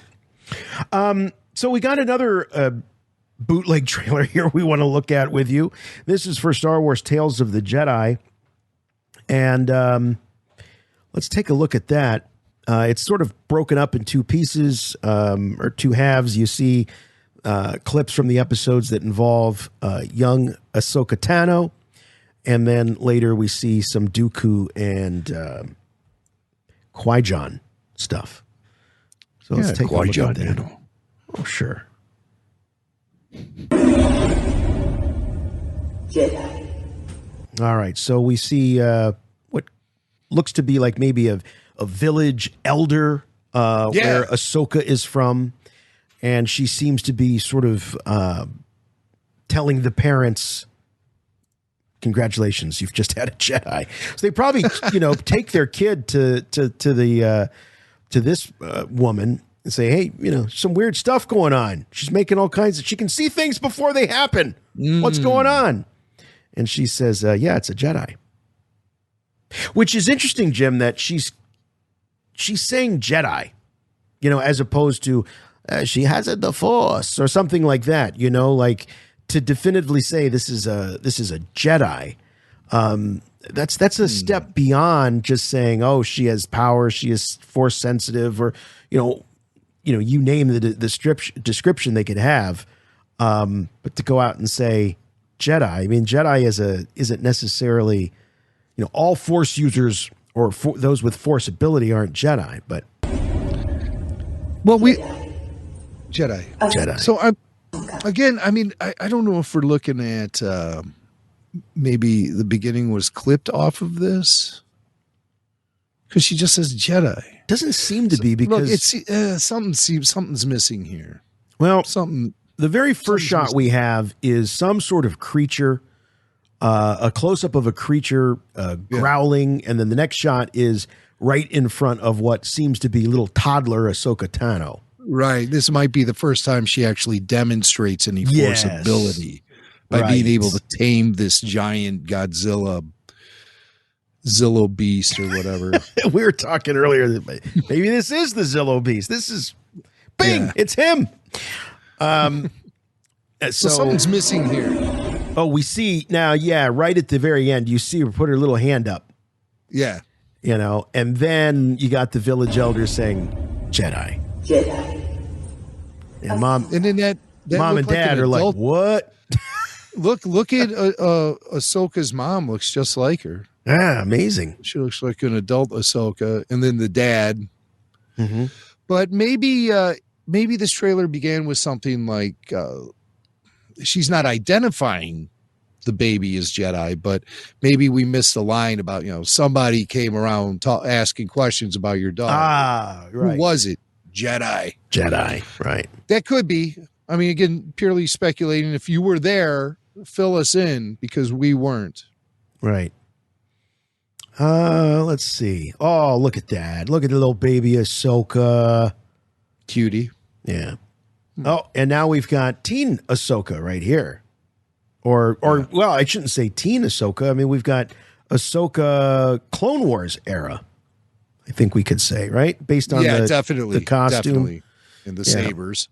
And the sabers, right? And then some credits here from the creators of the Clone Wars, the Bad Batch. They don't say Rebels. Clone Wars and Bad Batch. Now that's Ahsoka's starship right there. Yes. So this could be bouncing back and forth. This could be a lot of flashback. Yeah. So who could she be telling her story to? Who knows? If that's the way it's, put together. And then that looks like Count Dooku standing in the doorway. So this is young Qui-Gon. Yeah, with another figure, which could be like a Sifo-Dyas, maybe. Or young Qui-Gon. Because young Qui-Gon is going to be featured in these shorts. Oh, I was thinking in the foreground, that's a person. That's not. That's some sort of structure. I was seeing the white up there. I thought maybe that was a person, but no, I think that's just part of the scenery. 6 original shorts. Oh, check this out. We got Matt Lanter's Anakin Skywalker looking. He's got his shorter hair. So this is definitely Clone Wars era, not late Clone Wars era, earlier Clone Wars era. No Padawan braid, though. And not that right. No Padawan braid. But this could be perhaps, right before, or who knows, maybe they're going to expand on those early adventures that he had with his Padawan. They could be, or he could just be finding out that he's getting a Padawan. And more Ahsoka. Clone Troopers. 2 stories of fate. A lightsaber being that's Dooku's saber. So he's putting you can see the curved. Down. Yep. And those prongs that stick out of the top of the hilt. And he looks like George Washington. It's young Dooku looks like George Washington, but he's got the that prominent nose and the slick back hair, which is brown at this point. I'm getting Adam Driver vibes, actually. I was thinking George Washington. All right. And I think this is Sifo-Dyas, maybe. So it's a Jedi with long grayish hair and kind of a collar like the Plymouth Rock Pilgrims had, I guess. Let's see if we can hear some of the dialogue. That might give us a clue. I want to bring peace and order to the galaxy. I want to bring peace and order to the galaxy, Dooku is saying. It looks like he's making some sort of deal here. But I don't know who that character is. Here's some troopers. Not familiar with these guys. No, there's something familiar about them, but I cannot identify them. There's some funky helmets. Elongated shape of the tip of their helmet, and that one, again, blurry footage. Yes, yeah. So forgive us here. Now we've got Dooku. It looks like maybe he's facing down some of those troopers if it's from the same sequence, and he's just about to pull his lightsaber out. That's a very trademark Dooku move, the way he pulls the saber out from the opposite hand and flings it down in that motion. Blue-bladed lightsaber. Still wearing the cape. He's rocking the cape with the clasp around the front. And that must be Qui-Gon Jinn standing next to him there. Yeah. That guy right there, that's Qui-Gon Jinn. Young looks like Jinn. a young Liam Neeson. He doesn't wear any undershirt under his Jedi. Oh no, his Jedi robe. He's just he's commando. Bare-chested. Yeah, he's commando under the tunic. And he's looking a little like unsure. Yeah, it doesn't look like he's ready to, join them in battle. There's something going on here. He's not comfortable. Great mullet. Yeah, very nice. Oh, look at this general here. Are these? Is that the Baron Papanoida? Is that? What's the name of that species that George played in? No, because they were blue. I think they were like blue. Yeah, you're right. They were blue. Are they all blue? He looks like he's ready to go. March in the Nutcracker here. This guy. Very medieval too, like with the cross. I mean, these look like almost like medieval knights in some sense, or like the British bobbies, with the tall hats, like a London cop. Oh, here's that guy. Here's that guy. That's that same dude. Yeah. Now he's got a blaster. Yes. Yeah. So. Is that an Ishi Tib back there? Yeah, that is an Ishi Tib. So he has a blaster of some sort. It looks like he's holding it sideways, but that's not a lightsaber, so that might rule out him being Sifo Dyas. Yeah. Some force. Oh, looks like Dooku's about to open a can of force power whoop ass. Yeah. Slamming some of these guys down. One destiny. That was a green saber, so I assume that's Qui-Gon Jinn. Yep. That looks like Qui-Gon. Now, what are we looking at? Now you can see. There's Mace Windu. Well, yeah, we see Mace, but there's that trademark Liam Neeson nose. You can see the. You see the. The profile. I mean, but that's really well done. I mean, to give you that unmistakable Qui-Gon profile. Yep, and as you say, Jim, there's we go into a Mace Windu. Maybe a younger Mace Windu here a little bit. Wonder if they're bringing T.C. Carson back to do the voice. Probably. Wonder if they de-aged him. Okay, here's a better shot of Dooku's wardrobe. So definitely rocking the same cape and clasp. Really the same. I think the same everything. Really. Pretty much. Yeah. Just darker hair. So he didn't totally abandon his look. When he went to the dark side. There he is fighting side by side with Mace. Mace still with the purple lightsaber. Dooku with the blue. It'd be compelling to see scenes with Dooku serving the Jedi. Yeah, this is going to be great. That's very interesting. Yeah. Yeah. There's been some comics in the past that have incorporated that idea. I think back to the Jango Fett open seasons from Dark Horse, but yeah, I think there was a book, wasn't there? Mm-hmm. One of the few that I read. Couldn't tell you much about it. All right, there's Ahsoka fending off some clone blasts. Oh, that's interesting. She facing off against a clone trooper. So is this training? Because she's wearing her Snips outfit. Yeah, why would she be fighting a clone trooper? They're in a hangar bay on a Star Cruiser, probably. Yeah, it could be a training sequence. Maybe she's having some kind of vision or something of Order 66. Doing all kinds of acrobatics here. Oh, they're shooting the stun blasts at her. So it could be a training sequence. Let's see. Oh, there she goes, and she goes down. The sabers drop. Stun blast. Yep. Looks like she's got a headache. Oh, now they all have blasters. Now, is that Rex back there maybe holding his helmet? That's what I was thinking. Yeah, so I think this is supervising. Training. Yeah. Because he looks pretty chill, relaxed if they were feeling threatened by her. Yeah. So they might be putting her through the paces. These droids I'm not familiar with. Reminds me a little bit of the Highsinger droid from the Clone Wars that was part of the bounty hunter gang with Latz and Embo and all of them. They had this Highsinger droid. It was voiced by David Acord. It kind of reminds me of that. I don't know. Maybe that's like I'm getting Mandalore vibes too. Sort of like what vibes? The Mandalore vibes.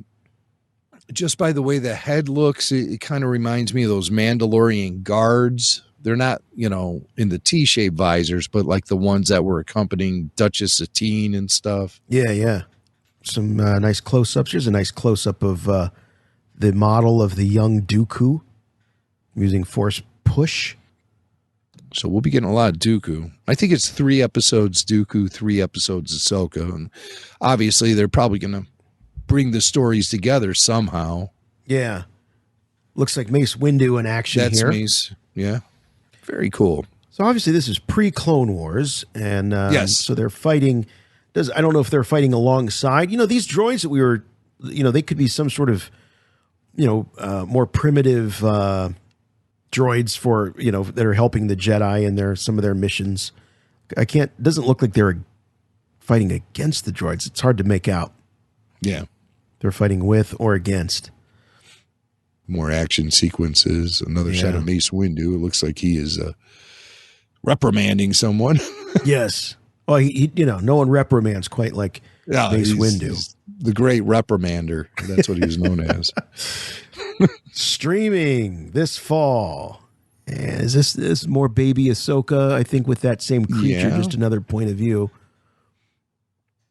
Oh, she's riding it. Riding the creature, yeah. Oh, okay. Yeah, so she rides into town on this thing, and Mom and Dad realize we better take her to the witch doctor and find out what's going on with her. Kids got skills. Bail Organa, looks like. Ooh, Bail's in this, yeah. Yeah, a younger like Bail. Yeah. Uh-huh. Walrus Man. Oh, yeah, Walrus Man. All my favorites. Walrus Man, is that an IG-88 back there? An IG droid with the 2 red eyes? No, that would be an 8D8 droid. Oh, 8D8. Yeah. Yeah. Like 8D8. We saw in the Book of Boba Fett. More action with lightsabers. Can't even distinguish what was going on there. Disney Plus. Maybe the halls of the Jedi walking Temple. Around the hallways. Yeah. Yep. Jedi Temple hallways. Or Hogwarts. Right. Captain Rex. Confirmed. Is this an even younger Dooku? This is like pre-beard Dooku? We're going back that far? Yeah, I think we've seen this model earlier. I said it reminded me of Adam Driver. Mm-hmm. So yeah, we're going to see many stages of Dooku. Wow. Yeah. Captain Rex. What is that? Phase 3 clone? Trying to get a sense of the That's Captain Rex. Here. Yeah, it is. Right. Yeah. He's wearing the Phase 3 armor. Yeah. Yeah. So definitely later in the Clone Wars. Right. More Clone Wars. That's one of those drop ships. Here's a quick shot of Snips and Sky Guy in the Jedi Temple. In the Jedi Temple for sure. Oh, our first shot of Obi-Wan, I think this is. And Yoda. Oh, there's Yoda down there. Okay. Obi-Wan wearing his Clone Wars armor. looks a little different. The models are slightly different here than what. So I don't know if they're improved or definitely different. Softened. Softened, yes, absolutely. So more like Bad Batch than Clone Wars. You got Saesee Tin. You got who are these little people here? Is that a Gungan? That almost looks like Terrasanubi, like maybe on a knee. Oh, maybe. Like on a knee. Could be. And then but it looks like it's got a Jar Jar face. Hard to tell. Yeah. But a bunch of Jedi. The only one I really recognize there is Saesee Tin. And, of course, Dooku. Yeah. Dooku, again, that time it looked like he had a red blade. Or is facing off with someone. Or is it a blue blade? It's hard to tell. No, there's definitely some shades of red there. Yeah, yeah. Oh, it looks like maybe they all have their eyes closed and their heads kind of bowed. Maybe this is a funeral for a fallen Jedi that we're seeing here as they congregate. More Anakin. Oh, now there's somebody walking here with a red blade with a felled Dooku. So we've got could be Palpatine. What other Sith are around at this period of time? Hard to say. Well, we know Palpatine is, but I mean, maybe Darth Maul. But no, Darth Maul wouldn't be encountering a Jedi. And not a young Dooku, I don't think. No, the first time that Darth Maul encounters a Jedi is Qui-Gon Jinn and Obi-Wan, or just Qui-Gon on the desert. Right. And a lightsaber blade cutting some ground here. And here's Qui-Gon with his green blade. Another shot of Mace Windu, more baby. Oh, wait a minute now. Now I think we know who that is. That's some... is that Darth Malgus? Darth Plagueis. Maybe? Darth Plagueis was a Mun. Is that a Mun? So hard to tell. Because I can't tell if that's a breath mask over its face. No, it's not. I'm sorry. It's not Malgus. No, it's a double-bladed lightsaber. This might be an entirely new dark side character. Darth, oh gosh, what's the, getting my Darths mixed up. Well, Nihilus? Nihilus. But again, that's a KOTOR Sith. Yeah, I know. So that Sith would have been around about 4,000 years prior. This to me looks like a whole new character. Yeah, unless that is Darth Plagueis with some sort of mask on. The line of succession to Darth Sidious was Darth Tenebrous, Darth Plagueis, and then Darth Sidious. So there's not really much room in the timeline to get another Darth in there. Dressed in black, double-bladed red lightsaber, sort of a bird-like face, cloak over the head, and it looks like flames erupting around whoever this dark side user is. I was just looking to see if there is some speculation. They're jokingly referring to him as Darth Reaper. Okay, Darth Reaper. But people are saying, there's some similarities to Revan, to Nihilus. There was a species from the New Jedi Order books about a creature called a Blood Carver. That sort of looks like the Blood Carver to me. Now the mask, that's not the mask that we see the Inquisitor wearing when he's working at the Jedi Temple, is it? I mean, it's a double-bladed lightsaber. Could this be some sort of... Well, I don't think the Inquisitors were really on the scene until after the fall of the Republic. They weren't, but I'm just remembering the Inquisitor was once the... the Jedi Temple Guard. The Jedi Temple Guard. No, it's not the same mask. Yeah, I think you're right, though. I think this is a brand new character we haven't seen before. Yeah. It's like a beak. It's got a beak. Yeah. Very cool looking design. Darth Beak. More Rex. More Dooku. Rex. Dooku. Oh, Yaddle! Yaddle. Oh my Check it God. out. Yaddle's finally getting some more love and screen time. We're assuming that's Yaddle. Yeah. I'm sure it is. Bring on the Yaddle. Hey, did you know that Eastside Dave has a Star Wars podcast now? I saw that over the weekend. It's called Yaddle Chattel. And I think that's the best damn name for a podcast I've ever heard. Yaddle Chattel. That's a deep cut, man. So, yeah, check out Eastside Dave's Star Wars podcast. Is this some Sith lightning? No, maybe not. Just some force powers. Hard to make out. The action's fast. Yeah, it's a little bit blurry, but we see a lot of saber battling. We see a lot of force powers. We got a ship flying past. A lot of rapid fire stuff. Yeah. Stuff that definitely does feel Clone Wars like, though. Oh, yeah, sure does. Here's more of those guys in the helmets. They'll have to establish some sort of antagonist for these characters because this is before the rise of the Trade Federation Army, right? The Army of Battle Droids was totally unknown to the Republic until Qui-Gon and Obi-Wan stumbled across them. And the Sith, of course, haven't really been active at all for the past 1,000 years, and they're considered to be long extinct during this time frame. Can't tell who this is. I think he's that guy we saw earlier. I feel like but he had the helmet on, so he's like the general of this particular army. And apparently he's posing some threat to Count Dooku. Count Dooku, the Jedi. Yeah. Oh, here's a better shot of this Sith with that beak-like mask. The beak. Skull. It's like a bird skull. Yeah, it could be a mask, or it could be the actual face of this creature. Yeah. Again, I'm getting shades of the Blood Carver from the old books.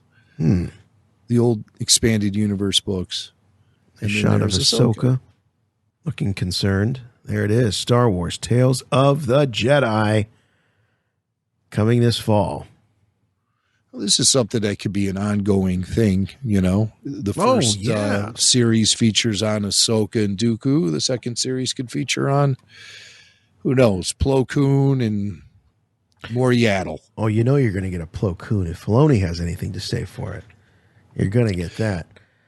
So when are we looking at this series coming out? In the fall? Yes. Maybe September or something? I bet this will be something where it gets dumped all at once, like the Star Wars Vision series was. All the shorts come at us at once. I did talk to Ashley Eckstein a couple weeks ago, and she does confirm she is doing the voice of Ahsoka in this show. I know you find that hard to believe, but at least we have confirmation. Yes. It's not Rosario Dawson. It hasn't been officially announced, but to us by Ashley Eckstein. So, yeah, and I believe that Ashley has a lock on animated Ahsoka forever. Mm-hmm. So that's good news. Yes. Because Ashley's at a place in her life right now where she firmly believes she is Ahsoka Tano. So I want to encourage that as much as possible. And she's got millions of fans that feel the same way. I can say that. Yeah. And she sees it as a responsibility. So she's awesome. So before we wrap things up, I want to bring you an update. Jim, this is something that you've got on the rundown here. I know you've been keeping up with Tom Kane through his daughter, Sammy Kane. And last, we heard, Tom completely lost the ability to speak. But there's an update and some hope, it sounds like. Yeah, this is some good news. Tom obviously has been going through a lot of speech therapy to try to regain some use of his voice for communicating. He'll never get to the point where he's voicing animated shows or film trailers or award shows anymore. I mean, it's really, hard for the family to deal with things when you have a loved one who suddenly becomes silent like that. It happened in my family with my grandfather when I was a kid. And you make the best of it. You can always tell that the person you're talking to, they comprehend. They just can't communicate. Right. And it's really frustrating. So the Kane family has been dealing with this for the last year and a half after Tom had that stroke. And Sammy posted a video of Tom on Instagram that it really did make me feel great. Her message was, bear witness to the most fluent sentence my dad has spoken since his stroke and loss of speech. So we have the video ready, and let's hear. It's nice to say this. Let's hear from our old friend Tom Kane. All right, try your. More. Your. Or. More. No. Close. Your. A. Bitch. Yes. Bitch. Yes. Yes. Wait. God, you bitch. Yeah.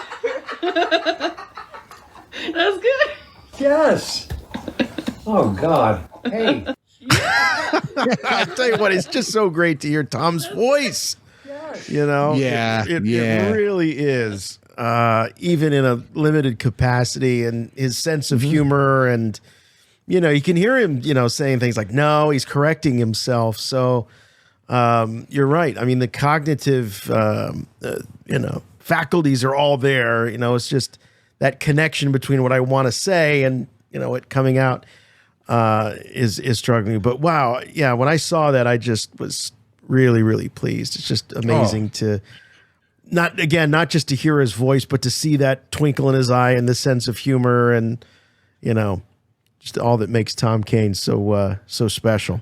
Yeah, and you hear the voice. The voice is there. Oh yeah. It's I remember when my grandfather had his stroke and he went through the speech therapy. When he would try to talk, it sounded really slurred. But Tom, that sounded like Tom Kane right there. So I'm so happy for him and the family.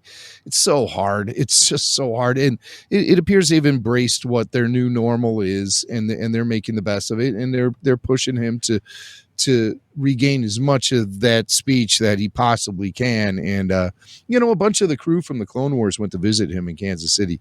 Matt, Ashley, Jat, they went over there. They were in town for a convention. They went to visit Tom. And I talked to David Eckstein a little bit about this. And he said it was just great to see Tom, and you could just see the sparkle in his eye that Tom was there and he was present and everything, but he just doesn't, that part of his brain where he can comprehend words and speech is damaged. And so they're doing their best. And so we love Tom Kane, and, God bless him and his family, and continued success with speech therapy and everything that comes with it. So Godspeed, Tom Kane.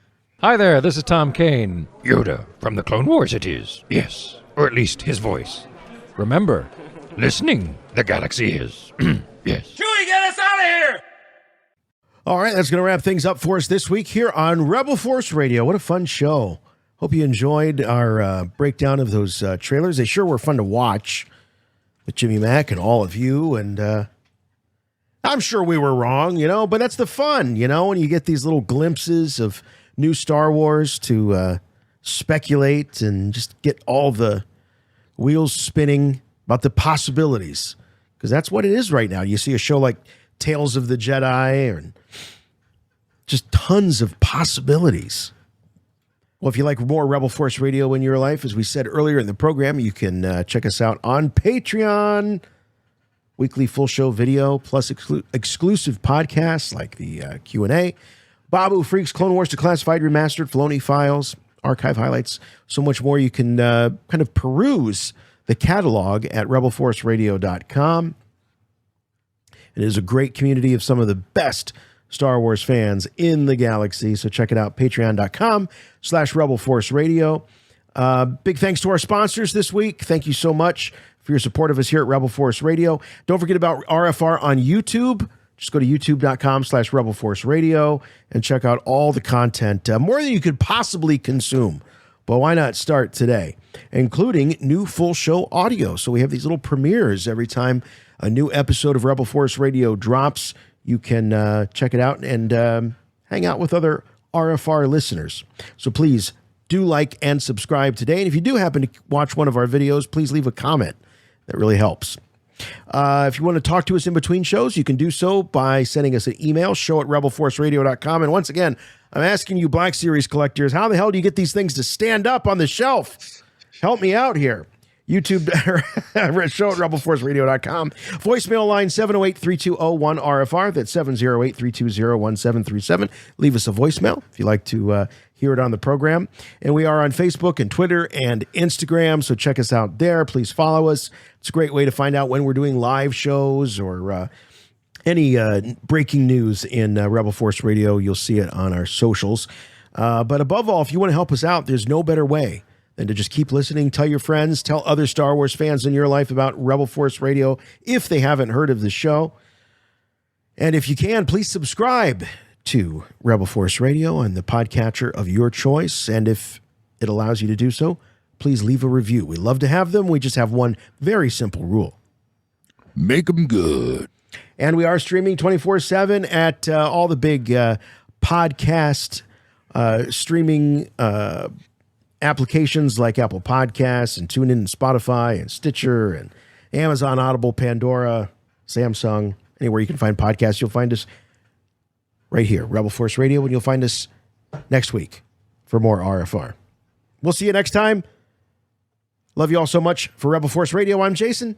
I'm Jimmy Mack. And remember, the Force will be with you, always.